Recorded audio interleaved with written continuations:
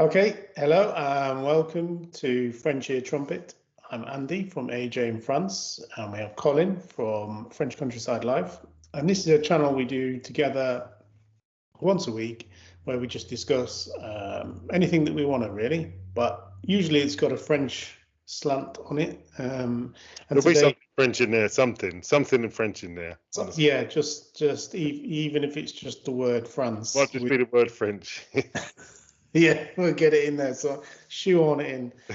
Anyway, today we decided we're going to talk about how much it costs to run a house in France. And the reason is we've been looking on Facebook and a lot of people are asking questions. They want to buy a second home or maybe a main home, but they don't really know how much they're going to pay for bills like electricity, water, council tax, or tax foncière as it is in France.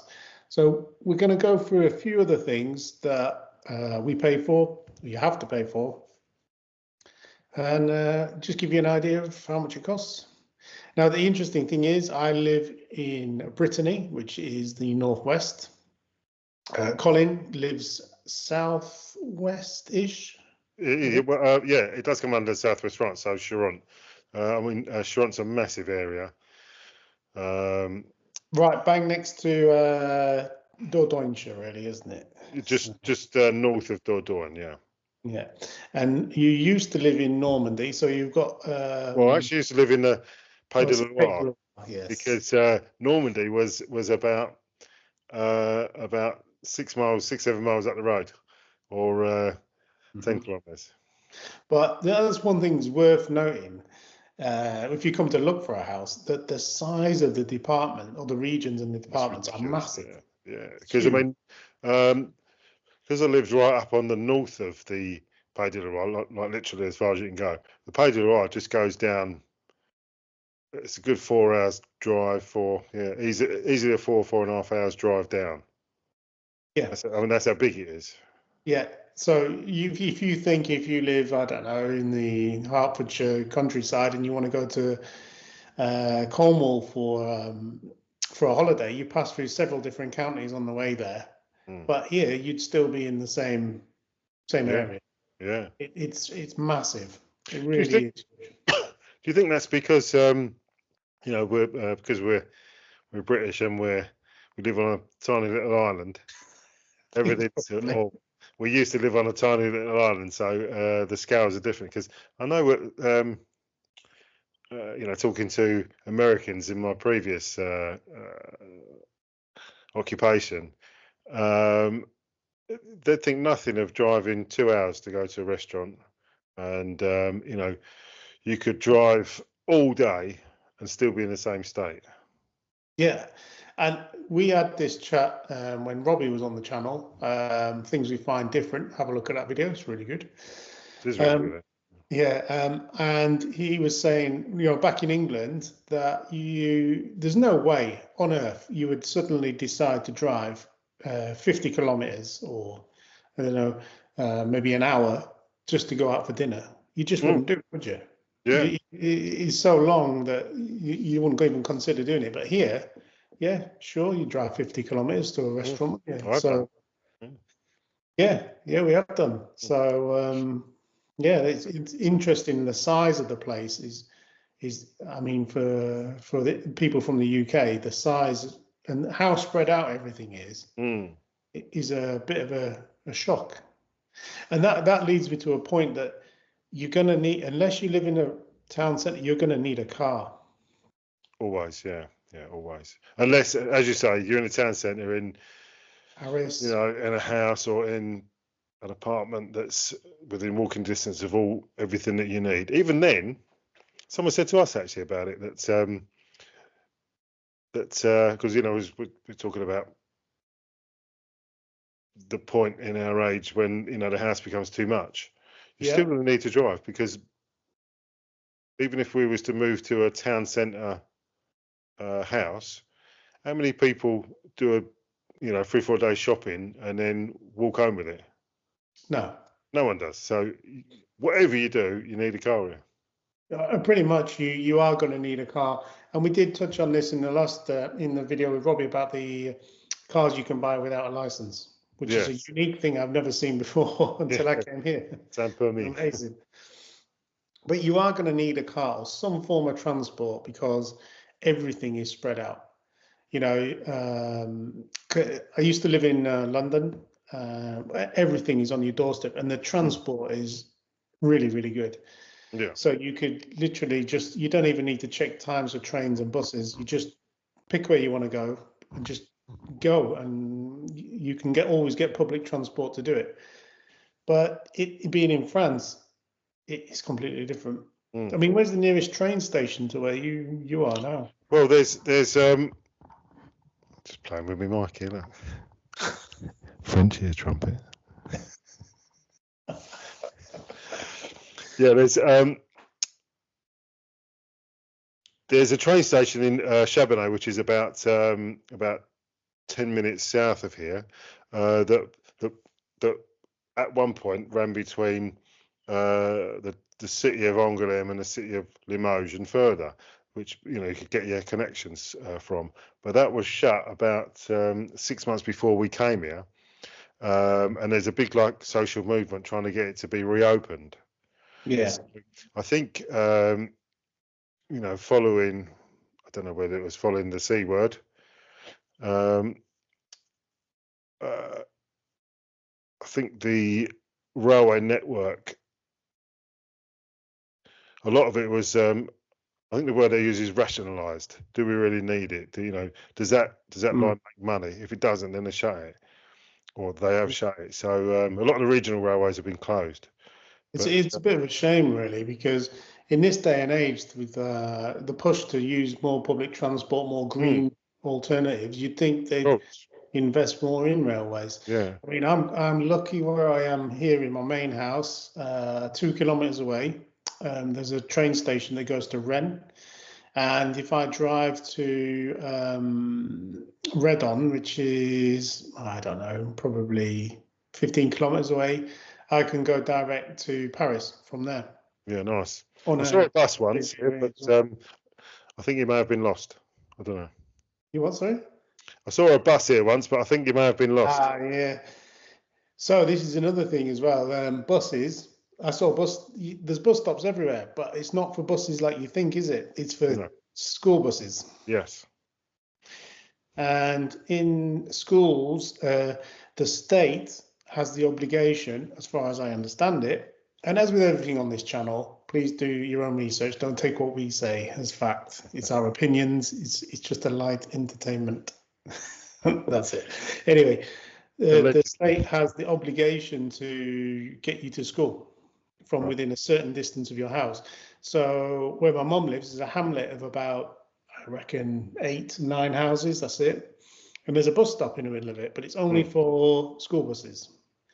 And they get dropped off in the evening, picked up in the morning, that sort of stuff. And they're kind of like the metal shelters you see around. Yeah. And they're just for school buses. Yeah. The public transport system outside of the big cities is pretty poor, if I'm honest. So going back to it, we need a car. You need a car. Yeah. Yeah. I mean, referring back to a previous video as well, we did talk about cars and the price of second-hand cars. Oh, massive, it's crazy money.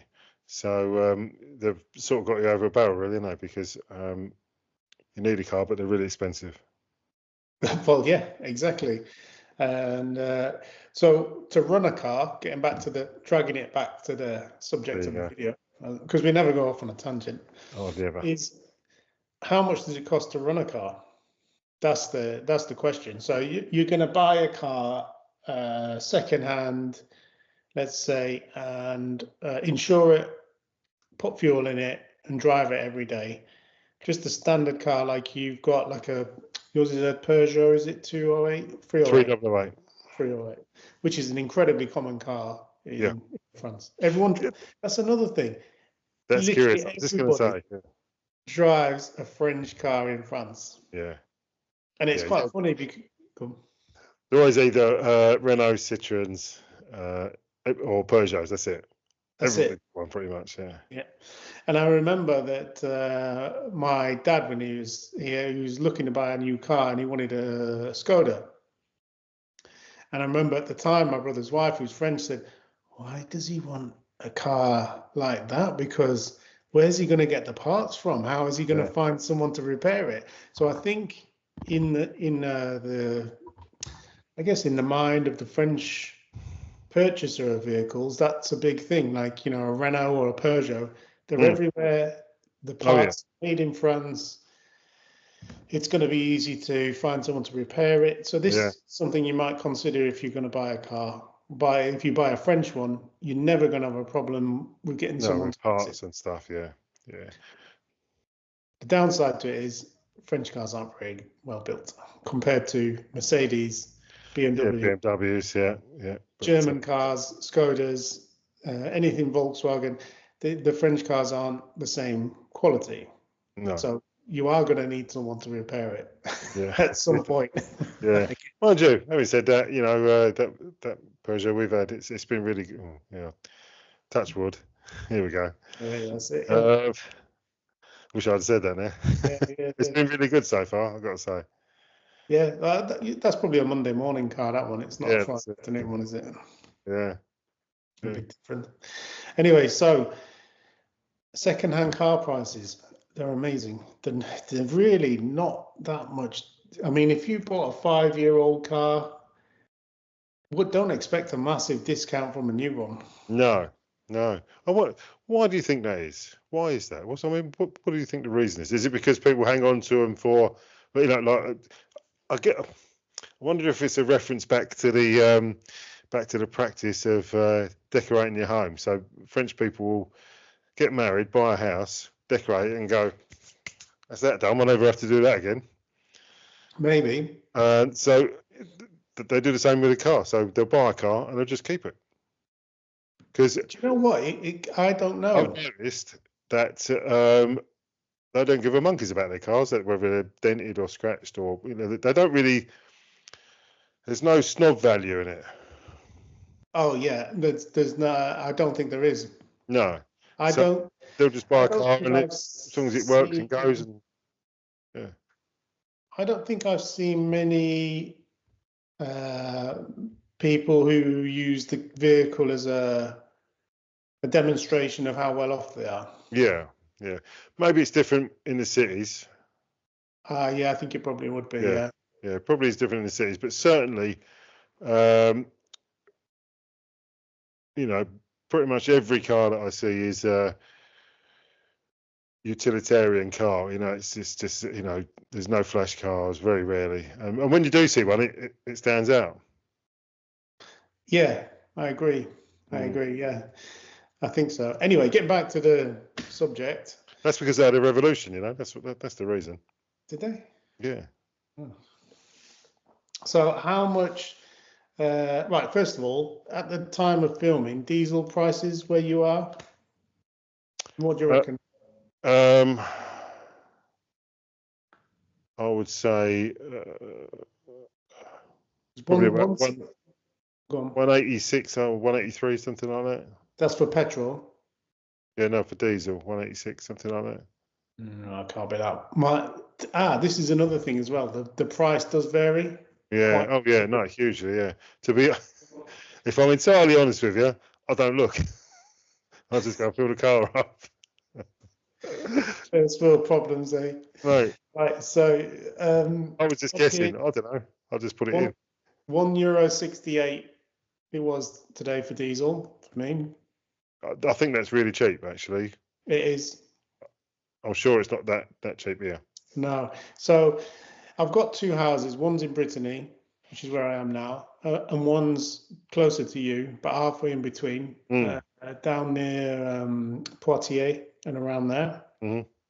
And it's way more expensive the further south you go. Yeah. Same with houses. The further south you go, the house price, I'm going to put it, you'll get less for your money the further south you go. I think that depends an awful lot on region as well. Because I don't know. It varies wildly. Anyway, that could be another video, a different video. Yeah. So diesel, I reckon, for me, anywhere between 170 and more mid 180s, something like that, depending on where you are in that's €1.70, €1.68 per litre of diesel. Unleaded is slightly more. Okay. Which is the way it should be, because diesel's less refined than unleaded. It takes less to actually do it. But in the UK, curiously, it's the prices are the other way around. Diesel is more expensive than petrol. So I don't know why it's the same. The other way around. I wonder if that's the government trying to manipulate the green issue, or the green agenda, to force people to swap round. No, it's always been that way. So it's all ever since I started coming to France and noticing. So that'd be 2002, 2003. In France, the diesel's been cheaper because it's seen as a commercial fuel. Whereas in England, I don't know why, it's more expensive than the petrol. I never understood why. Anyway, you don't want to mess with the French lorry drivers, do you? That's probably something to do with it. Tends not to work out so well, does it? No, it certainly doesn't. Once again, that's because they had a revolution. There you go. There you go, yeah. Out to the people. They do say they're only, 4 days away from another revolution or something like that. There's Surprise me. Yeah, exactly. So as far as cars and fuel concerned, that's how much it is for fuel. But insurance, I just looked out for a year's insurance for my Ranger. It is, let's have a look, €407 for a year. Yeah. Is that roughly about similar to what your car is? Yeah, it's around about the 500 mark for us. Yeah, but mine's not worth a lot of money. So yours is worth a lot more. So between 400 and 500. It's full of dents at the moment. Oh, for those that don't know, we had a massive hailstorm last year. Hailstones the size of golf balls, and peppered the car. Fortunately, it didn't break any of the windows, but peppered every single panel has got a dent in it. And it's only just going to be done on the 3rd of June. Wow. So I think it was, I want to say September. So, you did a video on it, didn't you? So that's go head over to Colin's channel, have a look at the video. Yeah, but so it's only just going to be done soon. But the wheels of insurance companies grind exceedingly slow, don't they? Insane. So that about 400, between 400 and 500, depending on what vehicle you got, depending on your circumstances. But the curious thing with the insurance is for the vehicle, isn't it? So most insurance policies, if you're over 25, will let any driver drive the car, which is brilliant. So if you go to someone's house, you're a guest, or you need to move or change a vehicle or around or whatever, you can do it.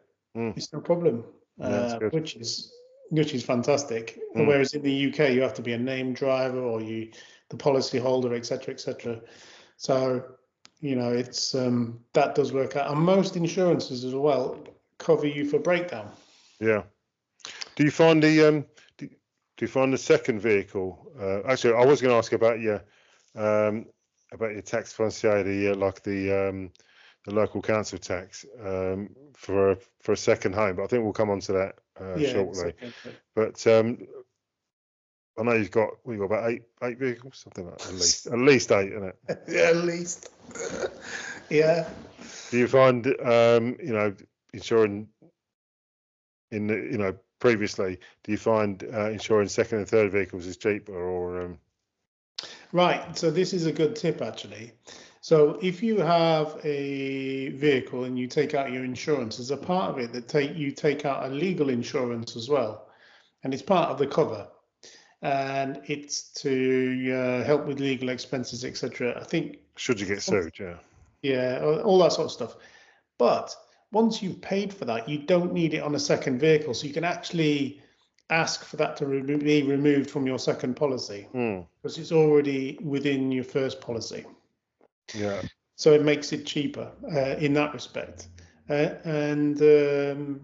Second cars, they don't really make a distinction about whether it's first or second. Right. So it's all individually insured. Yeah.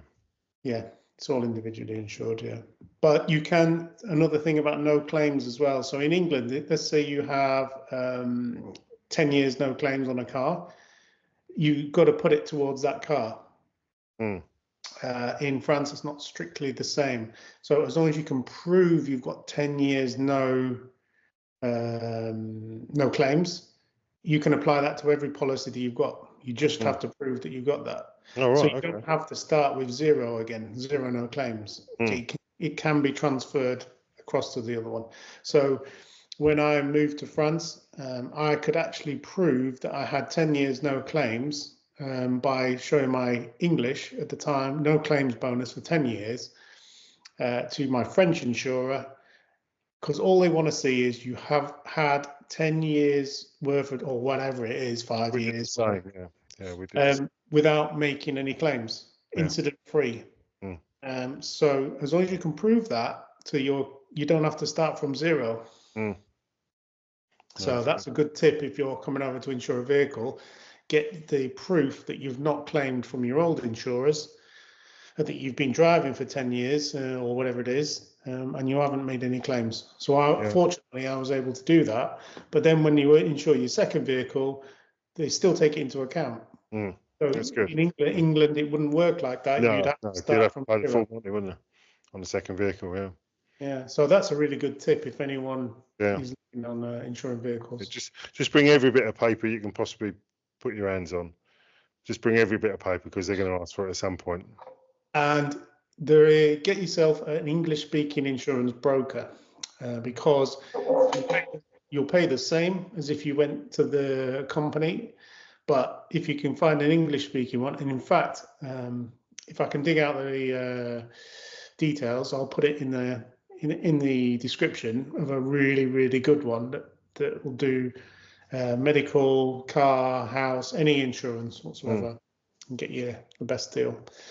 So yeah, that for cars, that's pretty good tip, really. Yeah, good. So moving on from cars, because we've talked a lot about cars, haven't we? We do like our cars. We do, yeah. It's a proper blokey thing, isn't it? So I found a picture of me with my deregistered 205 1.9 GTI. Nice. Yeah. Worth a fortune. That was before digital cameras as well. And it's shortly before I crashed it, obviously. Right. Because I was 19 or whatever. Yeah. Anyway, carry on. What was you? Yeah. So let's take a look at houses. So what I would say is houses are cheap to buy, expensive to repair, and relatively expensive to maintain, depending on what you do or how much you do yourself. And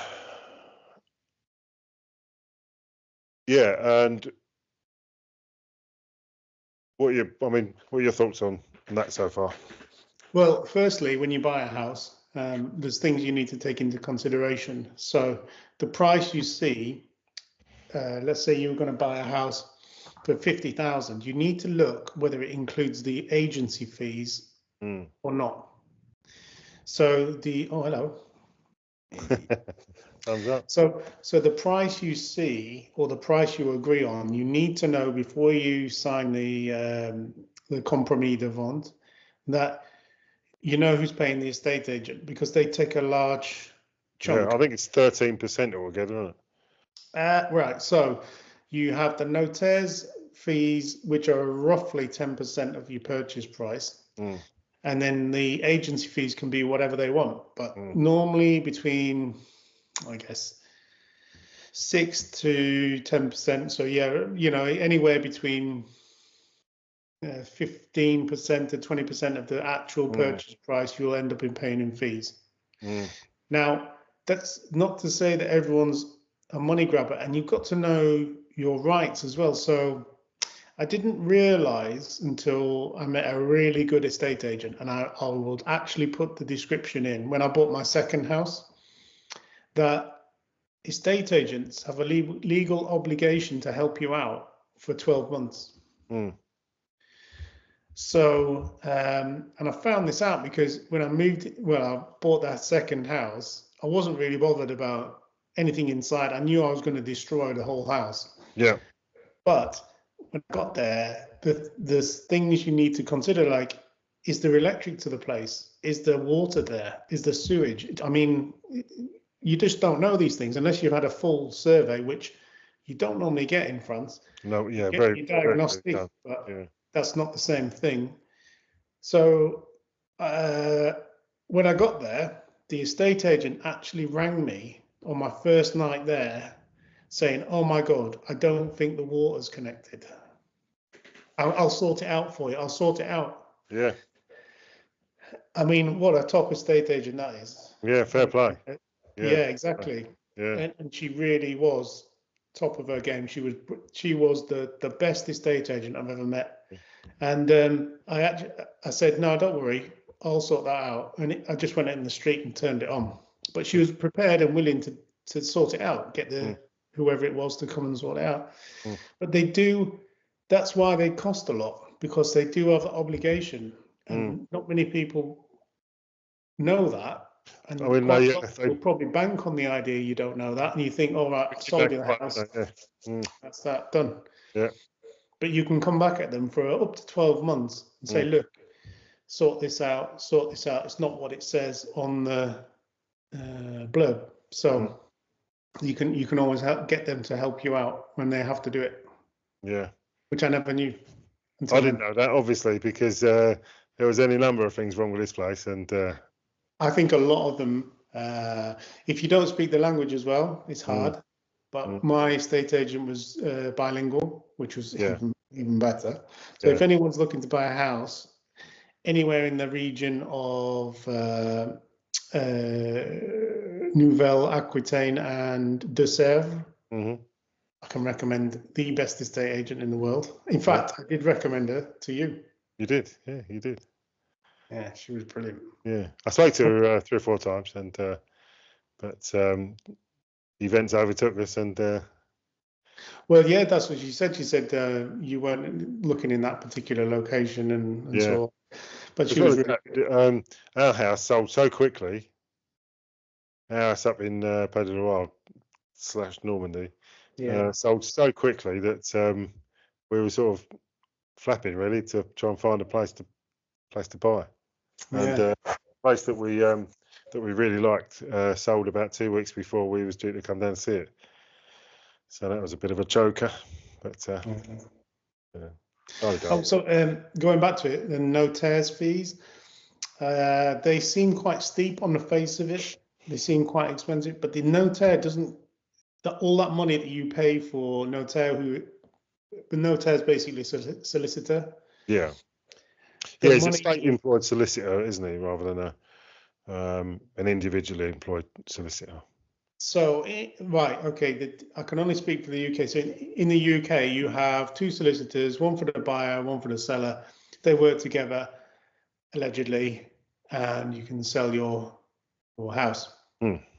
And they talk to each other. I have actually done it where I did all that work myself. I didn't employ a solicitor, and you don't have to in the UK. People don't realise that. And it got to the point where I was always waiting for the other solicitor, and it's so easy. It's like 5 forms you just sign and send off, and that's all they have to do. And they are legally obligated in the UK as well to tell you if you've messed up. Right. So there's no reason why you can't do your own conveyancing in the UK. In fact, they wanted to charge me £780 for the land registry fees. So I got on a train, went to the land registry in Peterborough, and did it for £32. Well, we're not surprised. Yeah, I can't stand that kind of stuff. Anyway, that's a completely different matter. Yeah. So back to France, it's not as simple, but you have one notaire, who deals with both sides of it. And they are independent, allegedly, and they pay the taxes to the government. And it's the taxes and the sales taxes to the government which make up a large part of the notaires' fees. What's also curious is that the vendor and the buyer can have the same notaire. Of course, yeah. And in fact, for my first house, I was the buyer and there was the seller, and we're all in one very small room. Because the seller was 3 sisters and a brother, and there was me, my mum, my dad, and a translator, and that room was warm, shall we say? Yeah. Well, it was interesting. The differences when we did the buying of the first house and the buying of this house.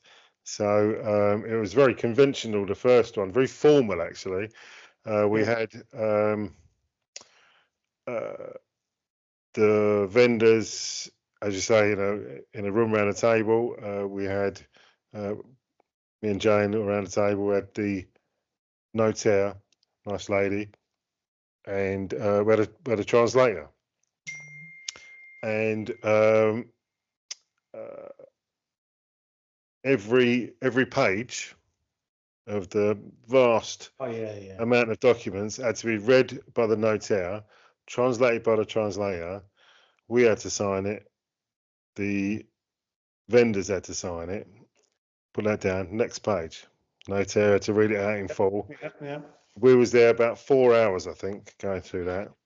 So yes, that was the same for me in this house. But the second house, it was during COVID. Right. So the vendors had came in the week before and done it all. Yeah. And I walked in, and this is another tip as well, by the way. If you get an English-speaking notaire, you don't need a translator, so you can save some money there. That's right. Yeah. Yeah. I think that cost us. This was 2015, so I think that cost us. It was 150 euros. I think we paid 75 each. Yeah. But the difference, the contrast between then and when we bought this place, it was all done through a computer projection onto a screen. Yeah. He spoke English, so he whizzed through it in English, and like literally was that's not important. Don't worry about that bit. Yeah, exactly that. Yeah, whizzed through it, and we signed the little tablet. I think we was in and out in 20 minutes. Yeah, the massive difference now. Yeah, it's so much quicker. And that's exactly what happened to me with my second house. So I have the same experience, which is 2 different properties. Yeah. And the second one was brilliant. I can't fault it. So the notaire's fees. Getting back to the subject of the video, obviously. Yeah. So that's buying it. And then once you bought it, you need to insure it. And that's a legal right, a legal obligation. Sorry. A legal obligation to house insurance. Yeah. Yeah. So, but you don't. And this is, let's say it lapsed for a couple of days or whatever. Although it's a legal obligation, you don't have to backdate the insurance. There's no one there that was going to insure it retrospectively. Yeah. Because that's a question I've seen a few times on Facebook. People who have not managed to sort out their insurance, just do it from. It's supposed to be from the time or the day that you take over. And supposedly the notaire won't let you take it over unless you've got the insurance. You have that's to what I understood. Yeah. But there have been cases where that's happened and they've lapsed their insurance on the house. But you can't backdate it, so it has to be on the day, if not as soon as possible. But it's a legal requirement. Yeah. So, What do you pay on house insurance wise? What do you pay? I'm not sure, to be quite honest with you. I'm not sure. Right. So I roughly pay the same here as I do at the other house. I think it's about 300 a year. Yeah, I could tell you actually. It's pretty. There's different levels of cover you can opt for, and I just gone for the basic on both because, mainly if my main house burns down, it's probably going to be my fault with the amount of stuff I've got going on in the basement and stuff. It's like Charlie in the Chocolate Factory down there. But At my other house, it's empty. It's almost it's vacant all the time. There's no one living there. There's no electricity connected, and it's mid-terrace. Right. So yeah, and also with the insurance. So the other house is in an area of seismic activity, which I think probably yours would be as well, wouldn't it? Somewhere down there. Yeah. We had a very, very minor tremor about 3 months ago.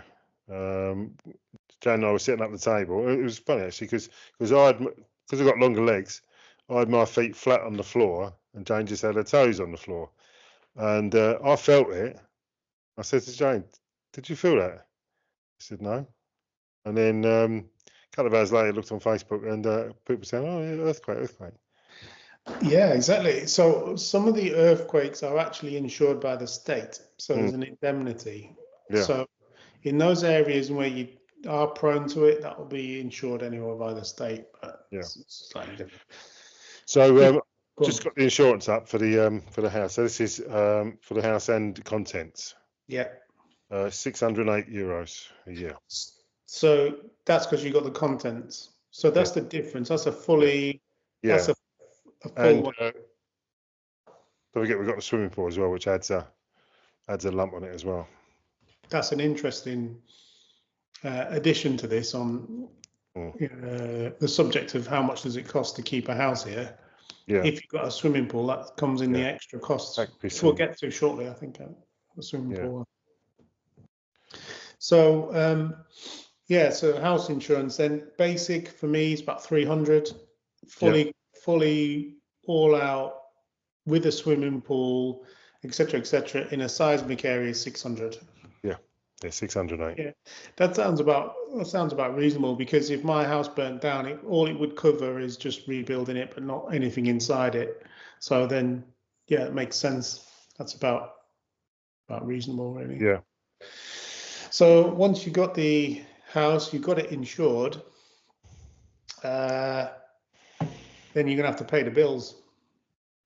So council tax has got to be your first one. We call it council tax in the UK. In the US, is it property tax? I think so. And then over here, it's tax foncière and tax habitation. There's two different types. Are they not stopping one of those? Right. So there's different rules. Is it your primary residence or not? If it is your primary residence, then they're phasing out. I understand it. They've already phased out habitation tax for primary residence, but I think they're going to phase out tax foncière as well for primary residence. So if it's your home where you live all the time, they're going to phase it out. But second homes, which my other one is, then you have to pay the tax foncière, but you only pay the habitation tax if it's livable. That's interesting. And if you rent it out, whoever you rent it to, if it's a long term, they pay the habitation tax or not, because it's their primary residence. So they will be exempt, if that makes sense. Yeah, absolutely. Good. So I, for example, I've got my bill here for my tax foncière for my one in Brittany, and last year I paid €380. Right.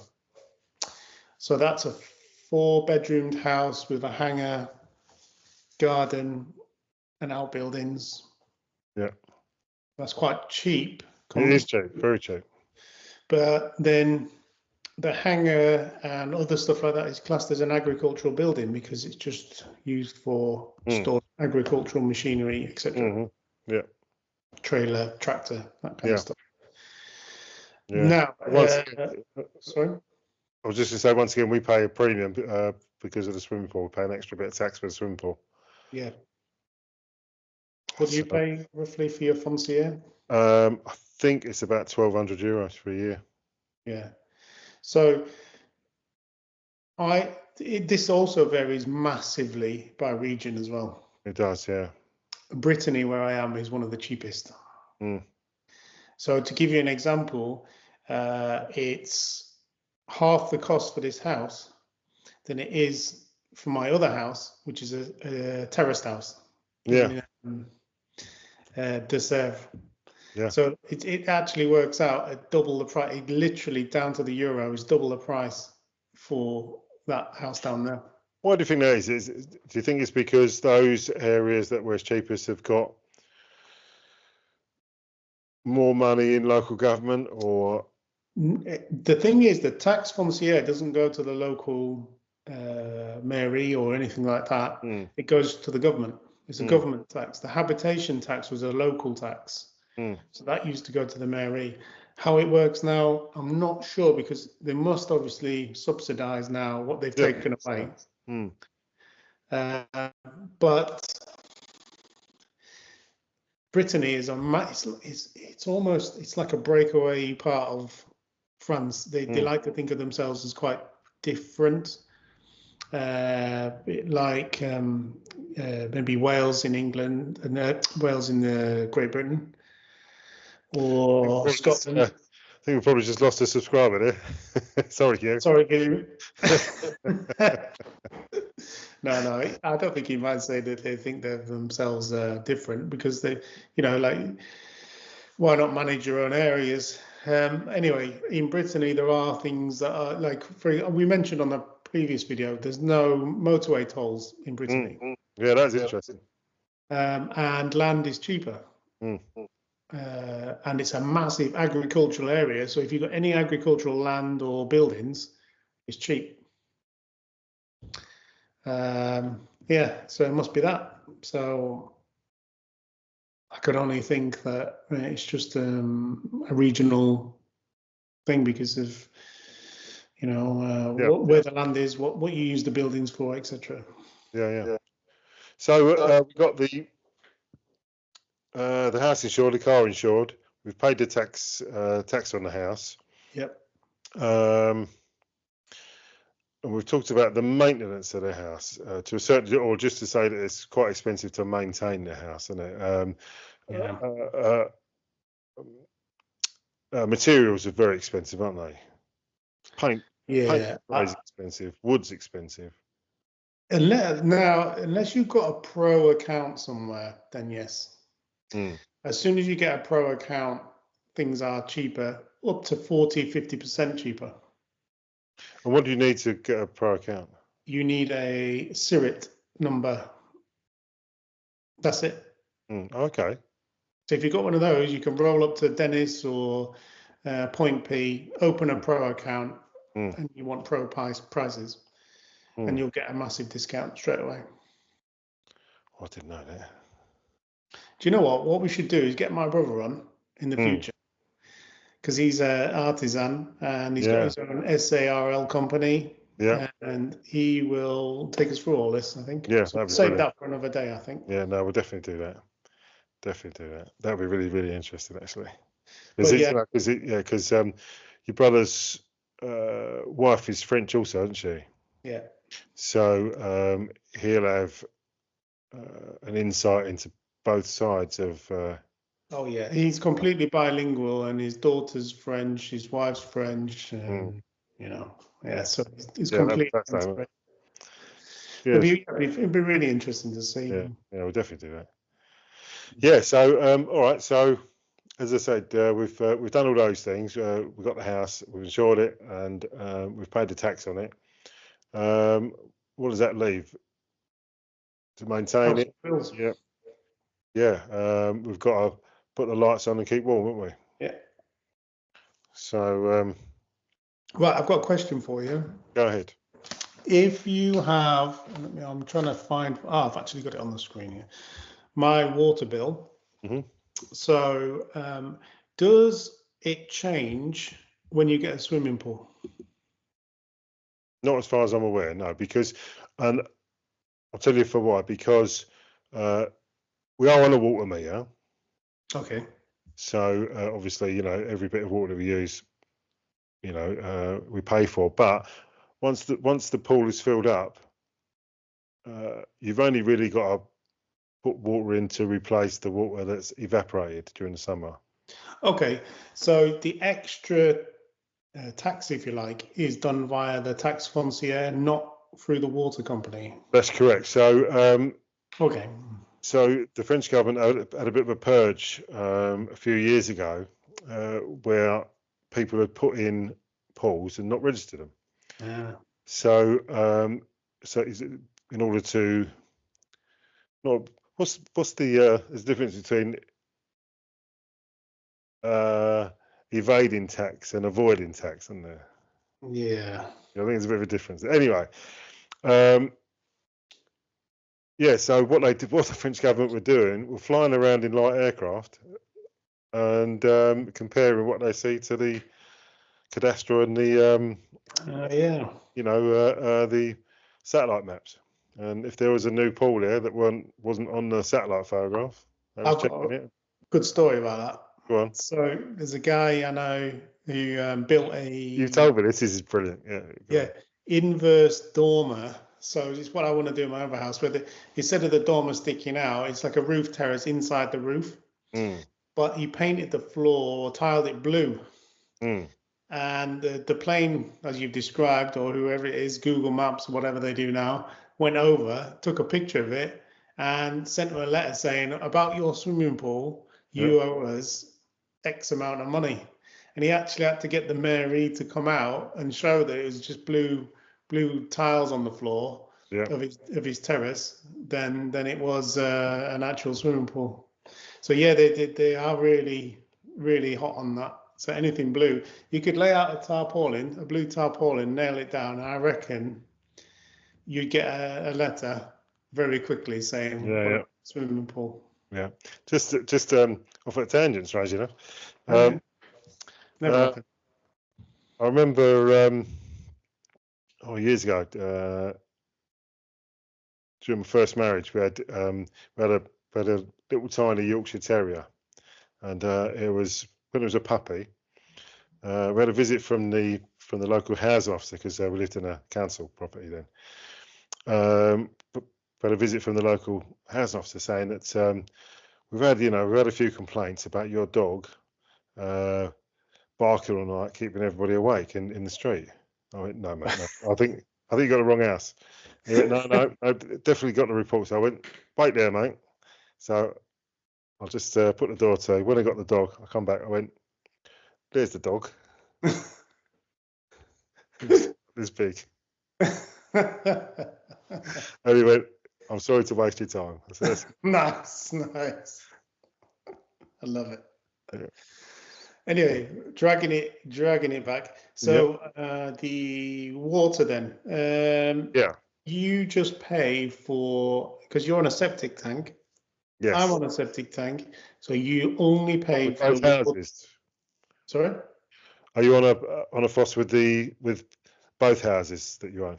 No, so we'll get to that in a second. Right. So when you've got a septic tank, you only pay for the water that you take and use. You don't pay for any sewerage or anything like that. Yeah. At the other house, I pay for the water that I use, but also the treatment of the water that you send down the drain. And they price it according to how much water you take in. So they read the meter and then they price your sewage compared to how much water you take in, which makes sense. Yeah. Because if you take it in, it's got to come out. At some point, yeah. At some point. Yeah. So, yeah. And they had a little bit on, not much, to cover the public treatment of the water as well. Right. So to give you an example then, on a house with about 3 bedrooms, it's very, very cheap. It's about, I'm looking at it here, it's 103 euros, including the sewerage for 6 months. While we're talking about water, yeah, you've really got to be, especially if you're on the water meter, obviously, which I think the majority of houses are, right? Oh, yeah. So you've really got to be careful. So, through no fault of my own, other than ignorance, I'd opened the valve and not closed it all the way properly when I was putting some water into the heating system. And I'd heard this noise of like water running through a pipe and so on, and couldn't work out where it's coming from. And at the back of the house, at the back of the lounge, there's a pipe that comes out that goes into a drain. And I could hear water going through that, and I could not. I got up in the loft, couldn't see where the the pipe went into the header tank for the heating. for the heating system.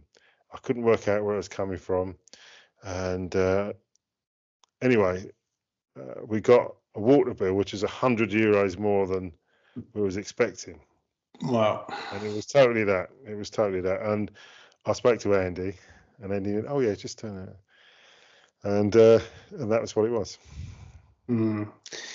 Yeah, water in France, as a general rule, is cheap compared to other countries. It's very cheap. Yeah, actually, what was interesting was that in the previous house we had an above ground pool, which was 18 foot across and 4 foot deep, so it's 26,000 litres, and to fill that up, that was €102. Yeah. So I must have wasted 26,000 litres of water.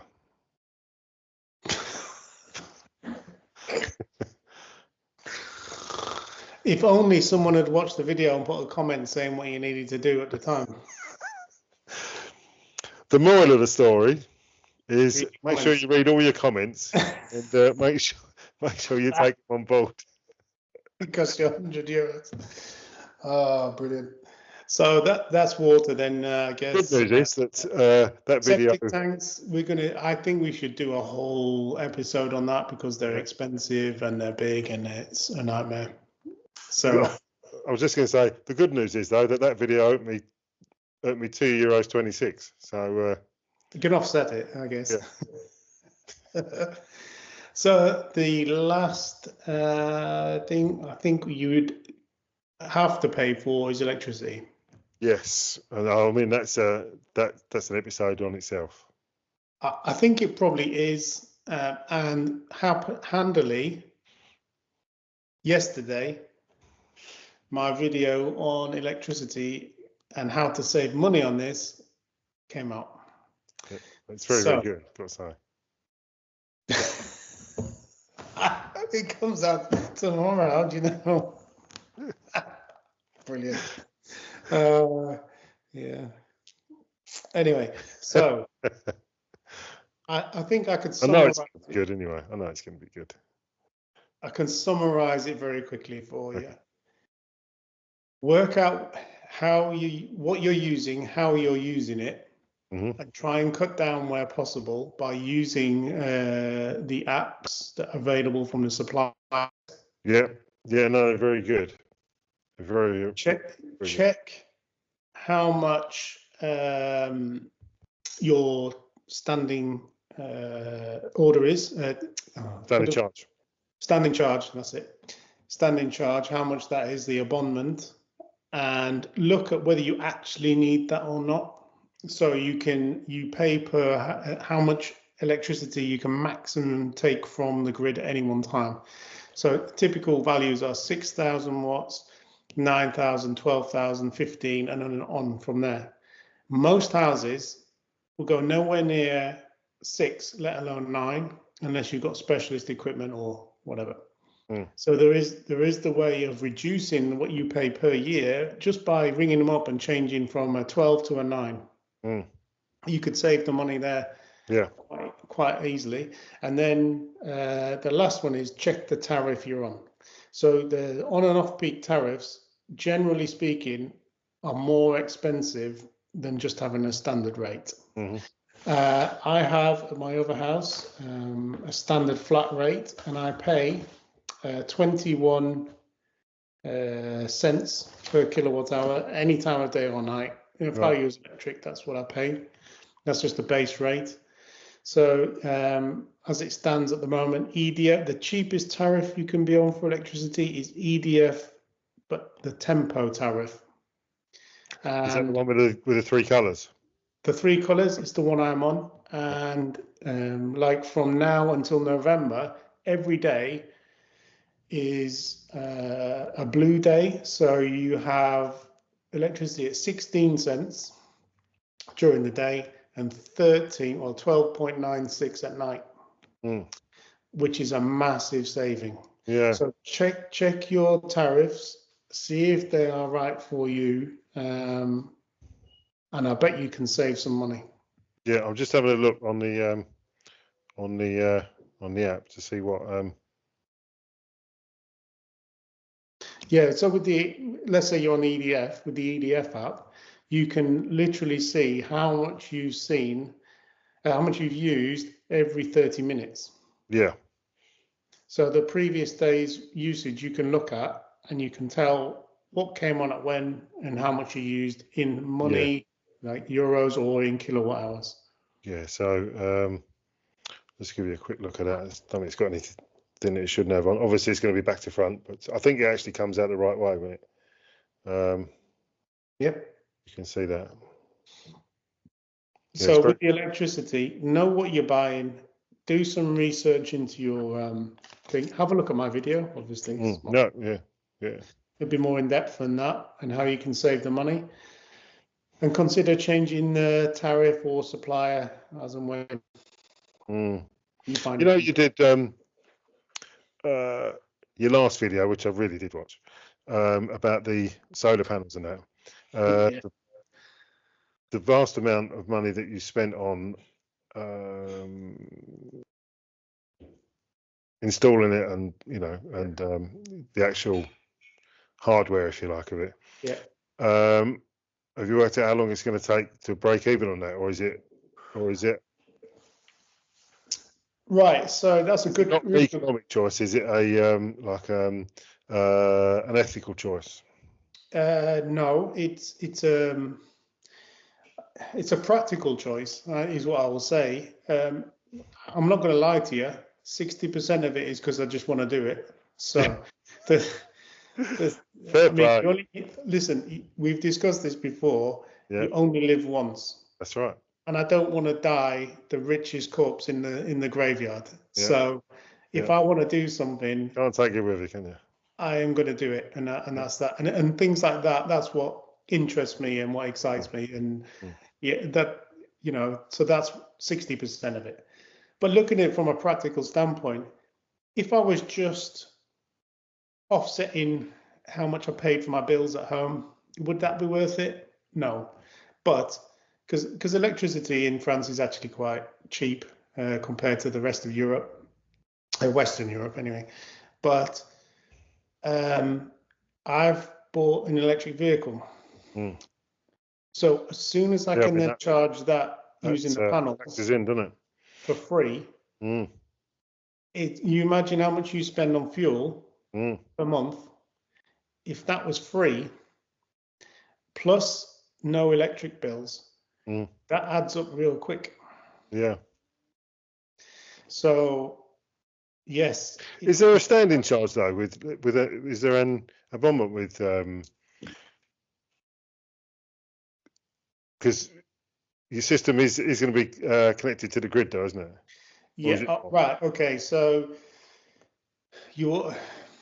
most installations will always require a grid connection. Not for most days in the summer, not for normal days, but on those days where you have 5 days, 6 days in a row where the sun doesn't come out. We've had a really rubbish spring, a really rubbish winter. You're not going to be getting much from. So where you're going to get the power from, you're going to get it from the grid. So you're going to need a grid connection. So my advice on that is find the cheapest abonnement, which I have done, and the cheapest tariff, which I have done, to all factor in. So on those days when you need to use the grid, it'll be done at the cheapest rate. And because I've got a battery system, then I'll charge it up off peak as well. I see. Right. Yeah. Gotcha. Okay. That makes sense. Yeah. Yeah. So I charge up the batteries at 13 cents an hour. Yeah. 13 cents a kilowatt hour. Yeah. And then I use it during the day when it would have been more expensive anyway. So I still save money even though I'm using it. So, but that's really smart, actually. That is really smart. So I'm not going to lie to you. It's mostly because I want to do it. Yeah. Why wouldn't you? Yeah, but you can get grants for it, and I do cover a little bit of that in some of my videos, whether that's worth it or not. Speaking of grants, is the grant still available on a new electric vehicle? Yes and no. Okay. Yes. Moving on then. Yes, if it's all made in the EU. No, if it's not. Okay, so for the Dacia Spring. No. Right. So, what vehicle would it be available for then? Do you know? I don't know. But we should do an episode on it. Yeah, because I mean it was quite a substantial grant, wasn't it? It was, but I think you either need to be in the market for a new car, or you need to have a need for a new car for it to make sense. And I think we should cover this in a different episode. But basically speaking, if you're going to buy a car and you can get the grant, then I would go electric now. If you could, because it's so much cheaper to run it, and the charging stations. I've just recently finished filming a long distance ride in the Dacia. Oh, that'd be interesting. I'd be interested to see that. So I went to my other house, which is 170 kilometers away, something like that, which is the max range of the car. So you'll see how it handled it, and the two drives are totally different. So the drive there was cold and with the heater on and the lights. I think you've already published this. I'm sure I've seen that. No, and then on the way back, no, because I haven't edited it yet. Okay. On the way back, that was to the airport run. So yeah, because it was freezing cold in the morning, wasn't it? And that had an impact on the range and so on. Massive impact, and temperature is a massive impact on these cars. But again, we'll cover that. Yeah. And then the drive back from the house was 18, 19 degrees during the day, no lights, no heater. And the difference is quite, like you say, is quite a lot. But as a little runaround car, that's what it's designed for. If you had a Tesla, they can do 450 plus kilometers. Yeah. I mean, they're on a different level, aren't they? It's just. I've actually got a video of me going with my neighbour to buy his. It's quite interesting. And if I ever convince him to let me use the video, it would be brilliant. Yeah. Buying a Tesla is insane. It's literally, you go online, you click buy, you send the money. Within 2 days, you own the car. 3 or 4 days later, you're picking it up. And in France, that's mental. To buy the Dacia took us, I think, about 3.5 weeks from actually giving them the money to get in the car. Yeah. But Tesla's got it all sewn up. Of course that. Yeah. Different. So I think we've probably covered most of the major bills. The only one that we haven't really covered is food. We're going to do a separate episode on shopping. We'll do a separate episode on food and what do the French really eat. Brilliant. So I'll just crowbar that one in. Yeah. And if you don't know what that means, have a look through Colin's earlier videos. There's some fantastic ones where there's a separate playlist on my channel of what do the French really eat, and it's interesting stuff actually. And one of the parameters of it was that I had to be able to buy it in a supermarket. So everything that you didn't know that. Yeah, so everything that you see me eat, I bought in a supermarket. So it wasn't specialist food. Brilliant. Yeah, I really enjoyed those videos actually. You should do some more of those. Well, funny enough, I've got one planned, and I've just got to find the appropriate item in the supermarket. Oh, that sounds good. Yeah. So, okay, we'll do a different one. We'll do one on shopping because I genuinely do think shopping, like for clothes, food, everything deserves its own episode. No, I agree. Very wildly. Yeah. It's like most people just go to whatever's local, but that could be the equivalent of Marks and Spencer's. Yeah, I mean our local supermarket is a Super U. There you go. Then it's like Sainsbury's. Super U. Yeah, and it's markedly more expensive than we do our main shopping in. There's a massive chain called Leclerc. It's written Leclerc's, but that's your Tesco-y type. yeah. But right next to it. Well, we'll do a whole episode on this. Okay, yeah, that'd be interesting. Yeah, because we're 1 hour 27 now. So. Yeah. Okay. Oh, bloody hell, that went quick. As usual. Doesn't it? Always does. It does, doesn't it? All right, so thank you so much for watching. Don't forget to leave a thumbs up if you enjoyed it. Press the notification bell so that you know when there's new content. And maybe think about sharing it on social media. Tell your friends, get them to subscribe. That'd be really good. And unless you've got anything to add, Andy? Nope. All that leaves to say is goodbye from me. It's goodbye from him. Goodbye.